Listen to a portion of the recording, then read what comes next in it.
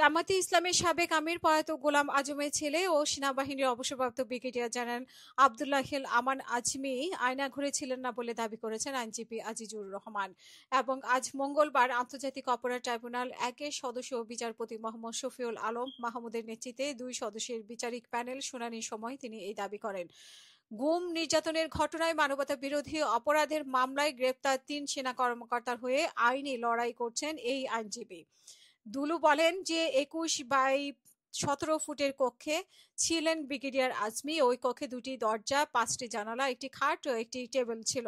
জানলাগুলো বন্ধ থাকতো, তবে একটি এসি ছিল। এছাড়া ওয়ারড্রব এবং আলমারিও ছিল। অতএব এটি আয়নাঘর ছিল না, অন্য কোনো জায়গা ছিল।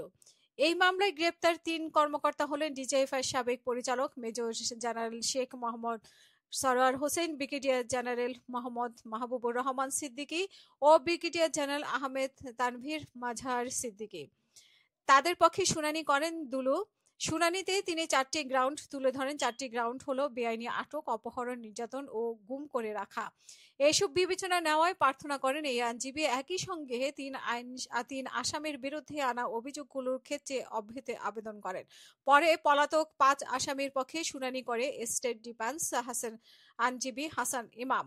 আর শেখ হাসিনার হয়ে শুনানি করেন আমির হোসেন। এই বিষয়ে প্রেস ব্রিফিংয়ে আজিজুর রহমান দুলু বলেন, আমরা ডিসচার্জ নিয়ে শুনানি করেছি। আমরা ৪টি গ্রাউন্ড তুলে ধরেছি। এর মধ্যে প্রসিকিউশনের উপাদান অনুযায়ী ৩টি অনুপস্থিত। তা হলো ব্রিগেডিয়ার জেনারেল তানভীর ও মাহবুবুর রহমান ডিজিএফআই এর পরিচালক পদে যোগদানের আগেই এসব সংঘটিত হয়েছে, অর্থাৎ তাদের জন্মের আগে সংঘটিত অপরাধের জন্য এই মামলা দায়ী করা হয়েছে।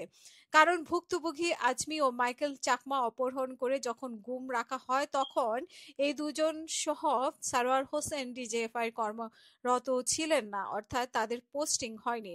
তিনি বলেন, সেনাবাহিনী তদন্তে আদালতের অভিযোগ দিয়েছেন আজমি। তাদের প্রতিবেদন অনুসারে দায়ীদের বিরুদ্ধে ব্যবস্থা নিয়েছে। সেখানেও এই ৩ জনের কোনো দোষ নেই। একই সঙ্গে আজমি যেই ঘরে আটক ছিলেন সেই ঘরের বর্ণনাও ট্রাইব্যুনালে দিয়েছি এবং আমরা সাবমিশনে বলেছি যে আর্মি তদন্ত আদালতের প্রতিবেদন অনুসারে ওটা আয়নাঘর ছিল না, অন্য কোনো জায়গা ছিল, যার কারণে এই ভুক্তভোগীকে আয়নাঘরে আটক রাখার জন্য এই আসামিদের কোনো দায় নেই।